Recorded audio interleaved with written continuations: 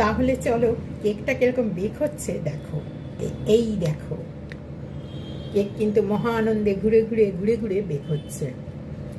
Cake bake করা দেখানোর থেকেও একটা কোশ্চেনের উত্তর দেওয়া খুব জরুরি। তোমরা অনেকে জিজ্ঞাসা করেছো যে দিদিভাই আপনি কি কড়াতে কেক বানাতে পারেন না? দেখো, আমার কাছে যখন ওভেন আছে আমি কড়াতে কেন বানাবো? তবে কড়াতে কেক বানালে কেকের স্বাদ বা ওভেনে বানালে ওভেনে কেকের স্বাদ কিন্তু কোনো পার্থক্য হয় না, যে যেটাতে কনভিনিয়েন্ট। অ্যাকচুয়ালি আমি অনেক বানাই, অনেকগুলো বানাই।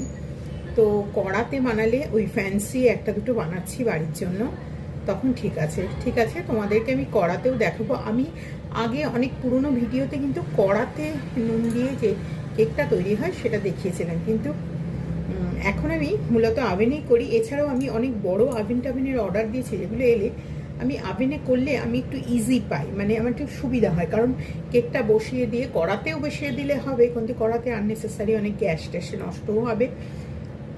বসিয়ে দিয়ে আমি অন্যান্য কাজগুলো করাতে, মানে গ্যাসটাকে মানে রান্না টান্না করি, এটা ওটা করতে থাকি, তো সেই কারণের জন্য। ওকে।